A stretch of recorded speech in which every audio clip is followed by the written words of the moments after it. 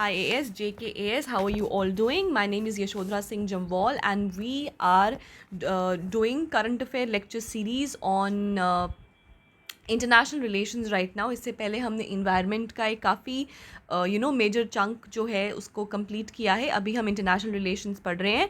Those who are new to the channel, do not forget to like, share and subscribe. और यहाँ पे जो है वो आपको डिफरेंट लेक्चर्स जो है specially focused on civil services आपको यहाँ पे मिलेंगे. सो ठीक है, so let's not waste any more time and get straight into the video. Now in the last lecture we talked about the India and the neighboring countries, right? We talked about what? We talked about India China relationships, what all problems are happening in China का Belt Road Initiative के बारे में हमने बात किया. We talked about CPEC, we talked about the recent जो ये लोग अपना ब्रिज जो है वो बना रहे हैं उसके बारे में बात किया हमने. गलवान वैली के बारे में बात किया कि वहाँ पे जो है वो आपके पेट्रोलिंग पॉइंट्स को लेके जो प्रॉब्लम चल रहा है इंडिया और चाइना के बीच में. We talked about a lot of things, right? So now today's lecture is for today's lecture the first जो हम करने वाले हैं, the first topic जो हम करने वाले हैं, that is the Pakistan to remain in the FATF grey list. Now जो आपका FATF है, सबसे पहले तो हम थोड़ा सा इसके बारे में जान लेते हैं. जो पाकिस्तान है वो, ये जो आपकी न्यूज़ है, इट इज़ February 2022 की ये न्यूज़ है जिसमें जो पाकिस्तान है it is going to retain in your FATF की ग्रे लिस्ट में, राइट? ठीक है, so it is going to remain in the grey list. Now इससे पहले ये आपकी फरवरी 2022 की न्यूज़ है जिसमें पाकिस्तान को फिर से जो है उसको बोला है कि अभी भी आप ग्रे लिस्ट में रुको. अभी आपने सारे के सारे जो हमने आपको एक्शन प्लान्स कहे थे आपने वो अच्छे से नहीं किए. हाउएवर यूएस ने पाकिस्तान को कंग्रेचुलेट किया था कि you have been performing very well. जो भी आपको एक्शन प्लान्स कहे गए थे to be followed by the FATF आप अच्छे से फॉलो कर रहे हैं. But however Pakistan is still in the grey list. इसके अलावा फरवरी 2021 की न्यूज़ के हिसाब से देखें तो जो एक और कंट्री ऐड हुई थी that is United Arab Emirates. That was also included in the FATF grey list in February 2021. और जो एक्सक्लूड हुई है कंट्री दैट इज़ जिम्बाब्वे. ठीक है, सो रिटेन हुई है पाकिस्तान, एक्सक्लूड हुई है जिम्बाब्वे. और फरवरी 2021 में कौन सी कंट्री इंक्लूड हुई है? That is UAE. इसीलिए बिकॉज इंडिया के पॉइंट ऑफ व्यू से UAE बहुत ज़्यादा इंपॉर्टेंट है. अगर आपने न्यूज़ सुनी होगी, नहीं सुनी है तो मैं बता ही रही हूँ कि इंडिया का जो फर्स्ट ओवरसीज़ IIT है ना वो आपका UAE में ही बन रहा है. और UAE ने कमिटमेंट दिखाया कि वो बहुत ज़्यादा इन्वेस्टमेंट करेगा इन इंफ्रास्ट्रक्चर हमारे इंडिया में. कश्मीर में भी इन्होंने बोला है कि UAE वाले जो है वो बहुत बड़ा जो है वो एक शॉपिंग कॉम्प्लेक्स, एक मॉल जो है वो बनाने वाले हैं. ठीक है, so these were a little pointers before starting the topic. Now जो ये आपका पाकिस्तान है ये ग्रे लिस्ट में तो आ गया, लेकिन ये ग्रे लिस्ट में कब से है? तो ये 2018 से जो पाकिस्तान है वो ग्रे लिस्ट में आया हुआ है. नाउ ये पाकिस्तान के लिए नया कोई भी चीज़ नहीं है, ये ऑलरेडी पहले हो चुका है. 2008 में भी पाकिस्तान को ऐड किया गया था इन द लिस्ट.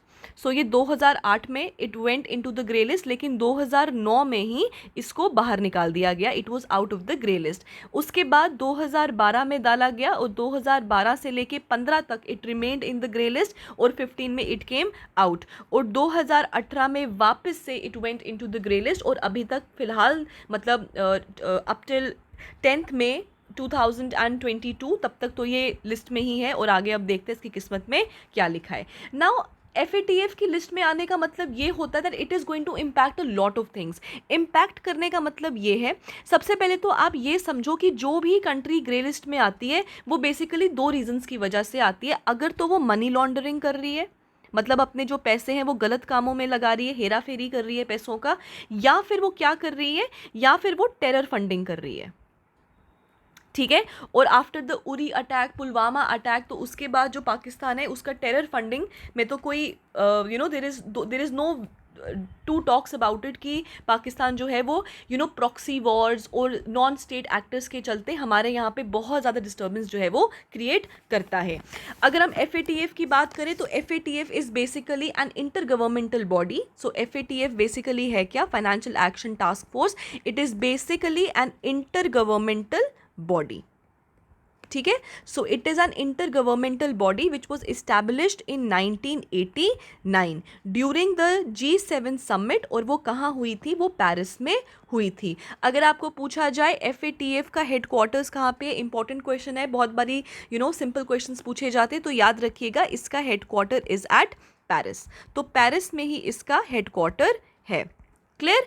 इसके अलावा आपको ये भी पूछ सकते हैं कि इसका सेक्रेटेरिएट किस में है, तो वो OECD में ही, जहाँ पे आपके ऑर्गेनाइजेशन फॉर इकोनॉमिक क्या कहते हैं, कॉपरेशन एंड डेवलपमेंट है, वहाँ पर ही इसका जो है वो हेडक्वार्टर भी लोकेटेड है। सो FATF की बेसिकली कितनी लिस्ट्स होती हैं? FATF की 2 तरीके की लिस्ट्स होती हैं। One is the grey list, जिसके बारे में हम बात कर रहे हैं, और दूसरा होता है आपका ब्लैक लिस्ट। जो ग्रे लिस्ट वाले होते हैं वो मैंने आपको बता दिया, वो टेरर फंडिंग करते हैं, मनी लॉन्ड्रिंग करते हैं, एक तरीके के सेफ हेवन्स जो है वो प्रोवाइड करते हैं लोगों को, ताकि यहाँ पे आके लोग अपना पैसा लगाएं और मनी लॉन्ड्रिंग करें, टेरर फंडिंग करें। ये होता है आपका ग्रे लिस्ट। आप इसमें आ सकते हैं, और फिर अगर आप जो भी action plans are been put forward by your FATF, अगर आप उनको अच्छे से फॉलो करते हैं तो आप उसमें से बाहर भी निकल सकते हैं। जबकि जो आपका ब्लैक लिस्ट होता है, ब्लैक लिस्ट बेसिकली वो कंट्रीज होती हैं जिनको ग्रे लिस्ट में डाला जाता है, और फिर रेपिटेडली बहुत बारी बोलने के बाद, बहुत एक्शन प्लान्स देने के बाद, वार्निंग देने के बाद भी दे आर नॉन कोऑपरेटिंग, कि ये कॉपरेट करने को तैयार ही नहीं है। So they are basically non cooperating countries, and this is for the reason कि उनको ब्लैक लिस्ट कर दिया जाता है। जब भी किसी कंट्री को FATF के द्वारा ब्लैक लिस्ट किया जाता है तो उनके ऊपर बहुत स्ट्रिक्ट सैंक्शंस जो है वो लग जाते हैं। कौन से सैंक्शंस? इकोनॉमिक सैंक्शंस जो वो है वो बहुत ज़्यादा लग जाते हैं। सिर्फ ब्लैक लिस्ट में नहीं, ब्लैक लिस्ट में तो फिर सैंक्शंस लग जाते हैं, लेकिन अगर आप ग्रे लिस्ट में भी आते हो ना, फिर भी आपको पैसे बहुत आसानी से नहीं मिलते। आपको वर्ल्ड बैंक लोन नहीं देगा, आपको IMF लोन नहीं देगा। फॉर एग्जांपल पाकिस्तान है तो एशियन डेवलपमेंट बैंक उसको लोन नहीं देगा। सो इन केसेस में आपको लोन लेने में प्रॉब्लम होता है, और पाकिस्तान की आप हालत देख भी सकते हैं कि अभी रिसेंटली वहाँ पे जो प्राइम मिनिस्टर है वो भी चेंज हो गए हैं, उसके बारे में भी हम बात करेंगे। ठीक है। सो ब्लैक लिस्ट अगर आप होगे तो भैया आपके ऊपर तो इकोनॉमिक सैंक्शंस लग जाएंगे, ना आपको पैसा मिलेगा और ना ही कोई कंट्री आपके साथ कोई ट्रेड वगैरह करेगी। सो बेसिकली थोड़े से पैसे यहाँ वहाँ लगाने के लिए, अनरेस्ट क्रिएट करने के पीछे आप पूरी की पूरी कंट्री का भविष्य जो है वो बर्बाद कर देते हो। अगर हम बात करें तो ग्रे लिस्ट में काफ़ी सारी कंट्रीज़ हैं, ऑलमोस्ट 14 to 17 कंट्रीज़ हैं। Number keeps on changing, no need to remember, you all need to remember only कि कौन कौन सी कंट्रीज़ आई हैं और कौन कौन सी कंट्रीज़ गई हैं। अगर हम बात करें ब्लैक लिस्ट के बारे में, तो ब्लैक लिस्ट में आपका एक तो ईरान की कंट्री आता है और दूसरा आपका नॉर्थ कोरिया आता है। ठीक है। So Iran and North Korea, these are the 2 countries जो आपके अभी तक जो है वो आपके ब्लैक लिस्ट कंट्रीज में आती हैं। Right now since we are talking about, so ये जो आपका पूरा का पूरा दिया गया है ना, ये जो मैंने आपको भी बताया है, ये सब के सब वही, जो आपको मैंने अभी पूरी कहानी सुनाई है ना, ये सब का सब वही है। ठीक है। नाउ कितने मेंबर्स हैं FATF के? तो FATF हैज़ 39 मेंबर्स, इतना आप याद रखिए। ठीक है। नाउ 2 रीजनल ऑर्गेनाइजेशंस हैं FATF के साथ, that is Gulf Cooperation Council and the European councils, और जितने भी 5 परमानेंट मेंबर्स हैं, that is your P5 nations of the security councils, वो सब के सब FATF के मेंबर्स हैं, और इंडिया जो है वो FATF का फुल मेंबर बना था 2010 में। ये आप याद रखिएगा। बाकी I told you about the grey list वाली countries and I told you about your black list वाली countries. So North Korea and Iran are 2 countries which are actually under your black list. ठीक है। Now since we are talking about Pakistan, about their financial action task force, let's talk about Pakistan के कुछ और चीज़ों के बारे में। सबसे पहले तो पाकिस्तान के जो प्राइम मिनिस्टर हैं वो रिसेंटली एक न्यू प्राइम मिनिस्टर जो है वो इलेक्ट होकर आए हैं, 2022 में आए हैं as of May 2022, and that is your Shahbaz शरीफ।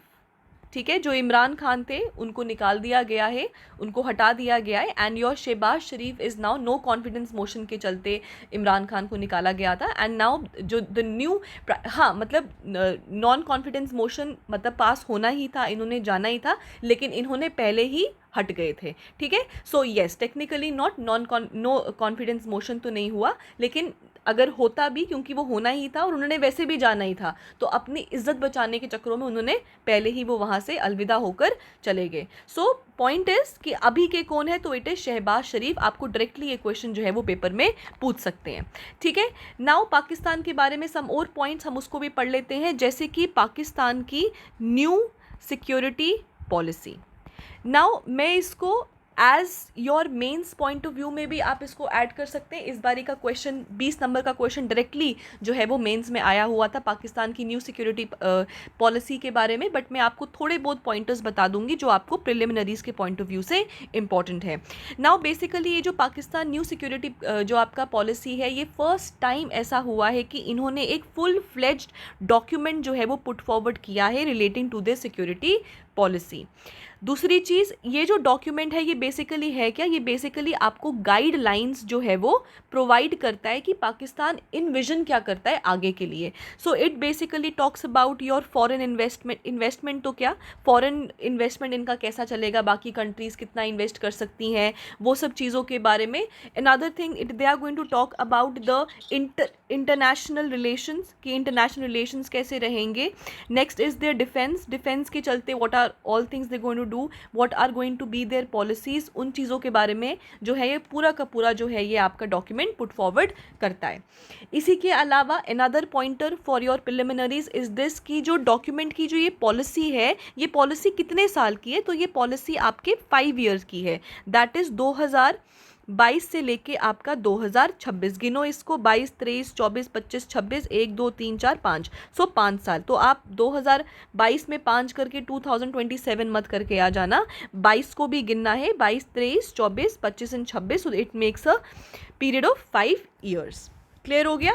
इसमें इन्होंने कहा है that they are going to focus on trade. इन्होंने कश्मीर इशू के बारे में कुछ भी बात नहीं की है। हाउ एवर पाकिस्तान जो है वो इन्विजन करता है कि हम जो कश्मीर इशू है उसको साइड पे करके हम लोग इंडिया के साथ जो है अपनी हॉस्टिलिटीज़ को और ज़्यादा बढ़ाना नहीं चाहते हैं, हम एक गुड ट्रेड रिलेशंस जो है वो इनके साथ रखना चाहते हैं, ठीक है।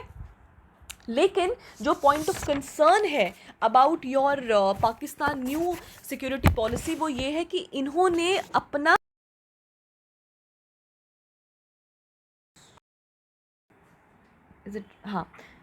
हाँ सॉरी, लेकिन जो पॉइंट ऑफ कंसर्न है वो ये है कि इन्होंने बेसिकली अपना पूरा का पूरा डॉक्यूमेंट जो है वो पब्लिक नहीं किया है। पब्लिक डोमेन में बेसिकली कुछ ही पॉइंट्स हैं जो इस सिक्योरिटी पॉलिसी के बाहर आए हैं, जबकि बहुत से ऐसे पॉइंट्स हैं जो बाहर नहीं आए हैं। सो this is one of the concerns regarding your Pakistan new security policy, ठीक है जी। चलो let's move forward. Another topic जो आज हम पढ़ेंगे that is the Durand line. Now basically Durand line क्या है, basically it is nothing but it is a border.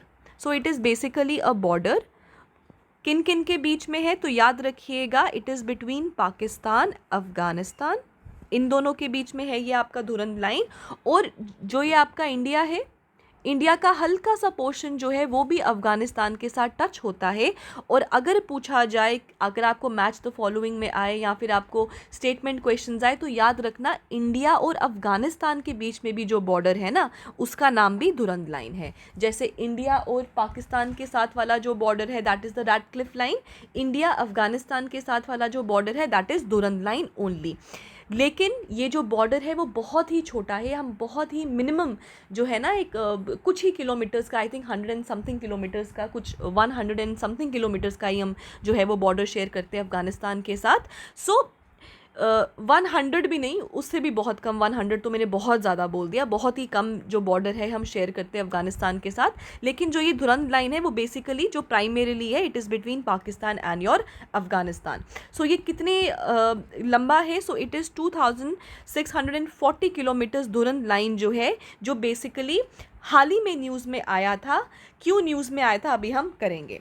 Now this border was basically established in 1893, ठीक है। तो ये जो धुरंध लाइन है या ये जो बॉर्डर लाइन है, it was established under an agreement, एक एग्रीमेंट को किया गया था जिसके चलते ये लाइन जो है वो डिमार्केशन का बना था। किन दो के बीच में बना था? तो बना था ऑब्वियसली ब्रिटिशर्स के बीच में, क्योंकि उस टाइम पे ब्रिटिशर्स जो थे वो आपके आज का पाकिस्तान, दैट इज़ उस वाले एरिया में पूरा ब्रिटिश एम्पायर था। So it was between British people and your Afghan tribals, ठीक है, उनके बीच में जो है ये बॉर्डर बना था। अगर हम आपको पूछा जाए कि ये एग्रीमेंट किन दो के द्वारा साइन किया गया था, तो ब्रिटिशर्स की तरफ से थे आपके सर हेनरी मॉर्टिमर दुरंत, तभी इसका नाम दुरंत लाइन है। और अगर हम अफ़गानिस्तान ट्राइबल की बात करें तो यहाँ की तरफ से कौन थे? इट वाज आमिर अब्दुर रहमान, ठीक है। सो ये दो नाम आप याद रखिएगा, these are important names, they can ask you directly in your from your static point of view, ठीक है। अब ये वाला जो धुरंध लाइन है ना, ये बेसिकली एक ट्राइबल एरिया को काटता है, और ये जो आपका पुश्तो ट्राइब है ना, जो पश्तो लैंग्वेज बोलते हैं, पश्तून जो ट्राइबल एरिया है ना, ये उधर से पास करता है।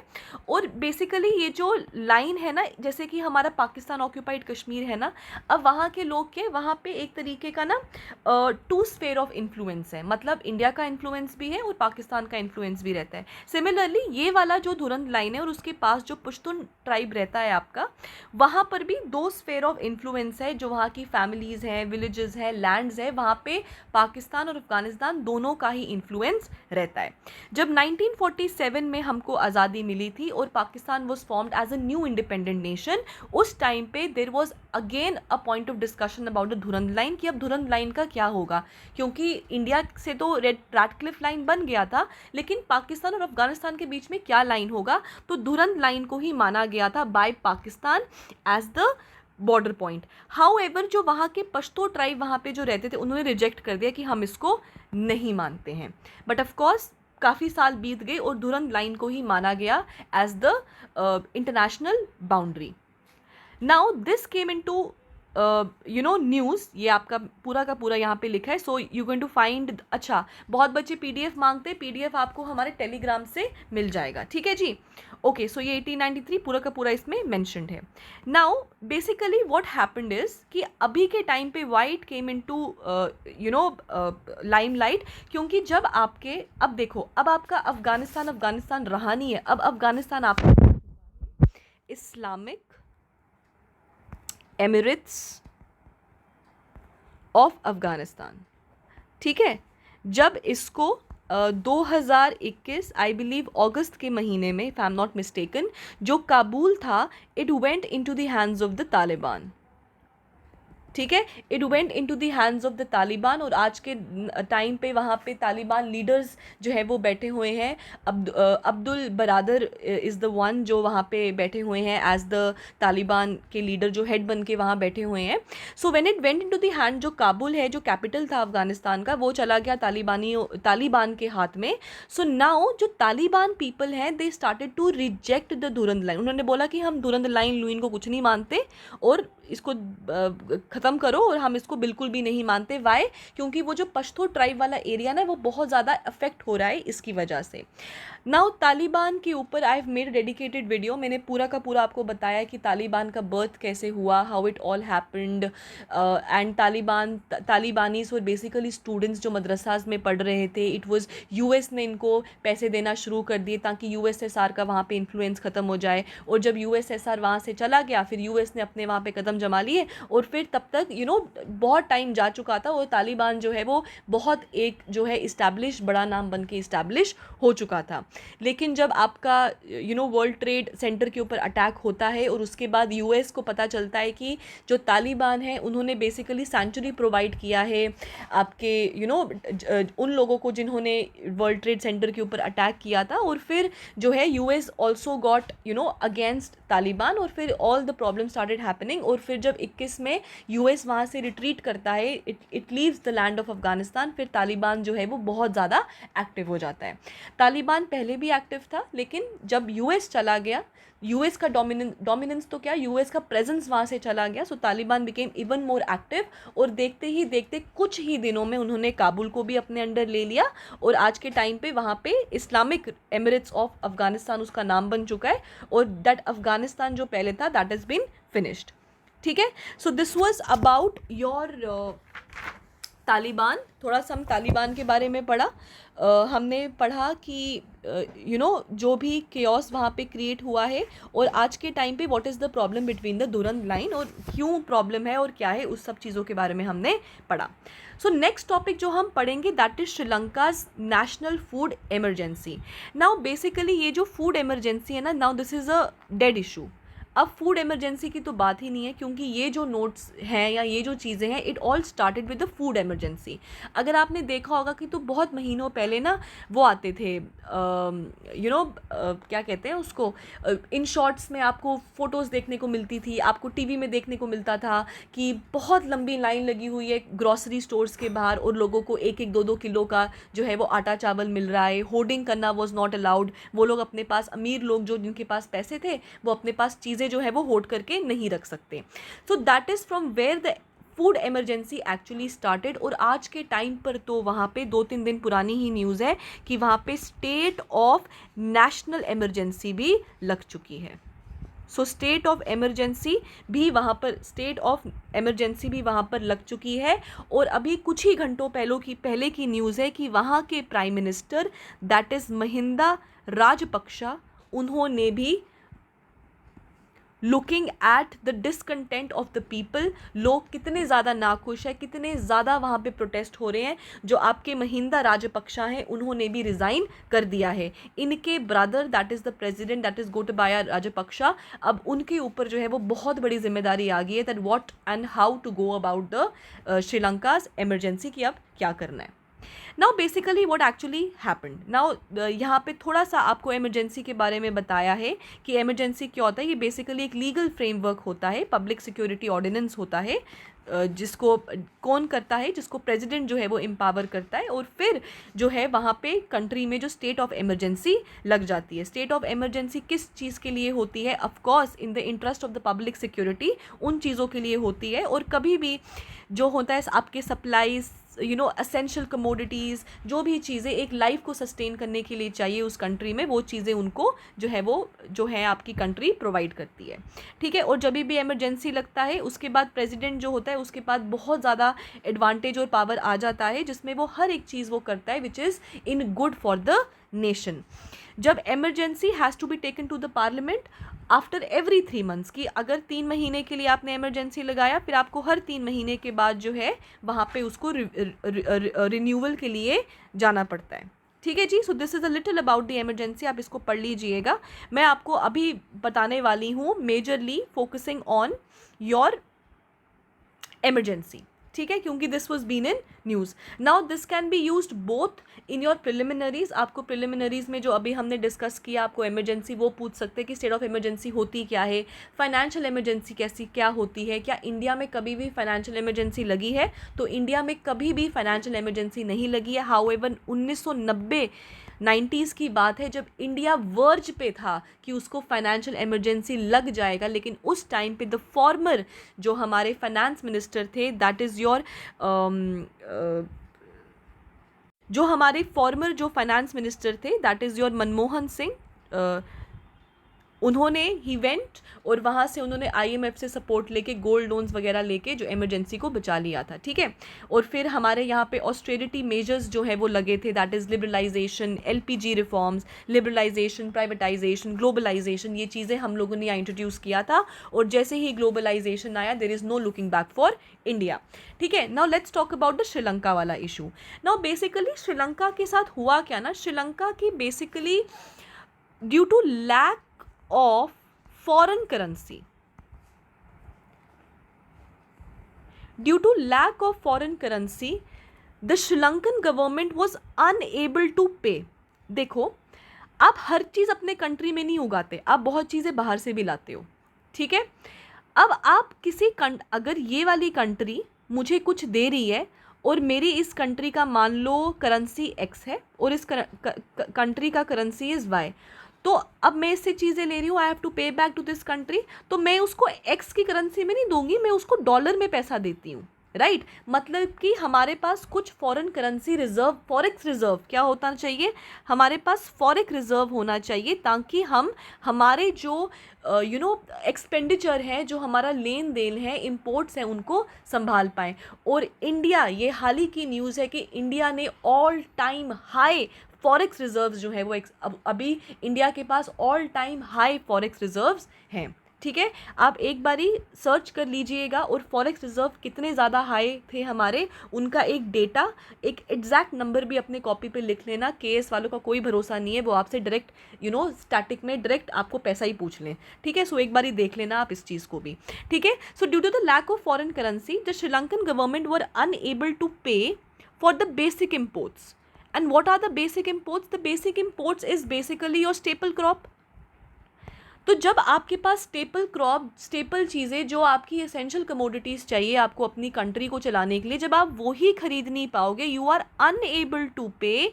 सो इसकी वजह से क्या होगा, there was a devastating power outreach. Outreach कहने का मतलब ये हो गया कि लोग भड़क गए कि भैया हमारी कमोडिटीज़ कहाँ हैं, हमको खाने को नहीं मिल रहा, फूड इमरजेंसी आ चुकी है, तो क्या है, ठीक है। Now the local people had to face two problems, majorly two problems, that is shortage, खरीद नहीं रहे तो होंगे कहाँ से चीज़ें। So people had to face shortage. Now the supply is low, supply बहुत कम चला गया है, but the demand is high. इसकी वजह से क्या होगा, लोगों ने फेस करना शुरू कर दिया इन्फ्लेशन की, चीज़ों की कॉस्ट बहुत बढ़ गई।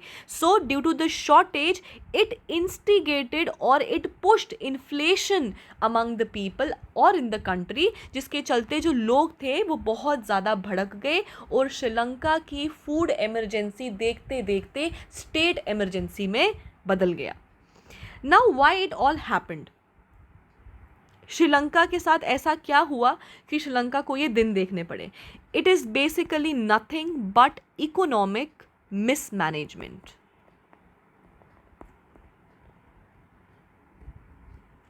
So it is nothing but it is the mismanagement of the economy due to which Sri Lanka had to face twin deficit. So Sri Lanka had to face twin deficit, meaning that there was a shortage in the budget and also the current account deficit, दोनों में ही deficiency आ गई। तो ना ही पैसा और ना ही forex reserve, दोनों ही खरीदने चीज़ों के लिए इनके पास पैसे नहीं बचे। जब भी किसी कंट्री में ट्विन डेफिसिट होता है, इट मीन्स, इसको लिख लीजिएगा, आपको हो सकता है ट्विन डेफिसिट डायरेक्टली इकोनॉमी के स्टैटिक पोर्शन के लिए पूछ लिया जाए, तो याद रखिएगा ट्विन डेफिसिट होता है जब आपका नेशनल एक्सपेंडिचर, जो आपका खर्चा है कंट्री का, it is more, it has exceeded than your national income. That is when we call a country has a twin deficit, कि ना ही पैसा खर्चने के लिए और ना ही पैसा है खर्चने के लिए, और जितना हमको चाहिए सर्वाइवल के लिए वो बहुत ज़्यादा है, जितना हम कमा भी नहीं पा रहे हैं। सो this is what is twin deficit. So twin deficit or the economic management pushed twin deficit in the country. इसी के अलावा किस्मत ख़राब थी, आपका कोविड पैंडमिक, उसकी वजह से भी बहुत ज़्यादा लॉस हुआ। The whole world came into the whole world became stagnant, it became stationary. So these are some of the reasons जिसकी वजह से ये सब चीज़ें हुई। But since we are talking about food emergency, what actually pushed the food emergency, तो क्या country के पास अपना पालन पोषण करने के लिए भी कुछ नहीं था? तो बिल्कुल नहीं था। क्यों नहीं था? क्योंकि 2021 में श्रीलंकन गवर्नमेंट ने बैन लगा दिया on all sort of chemical fertilisers in order to become completely organic country.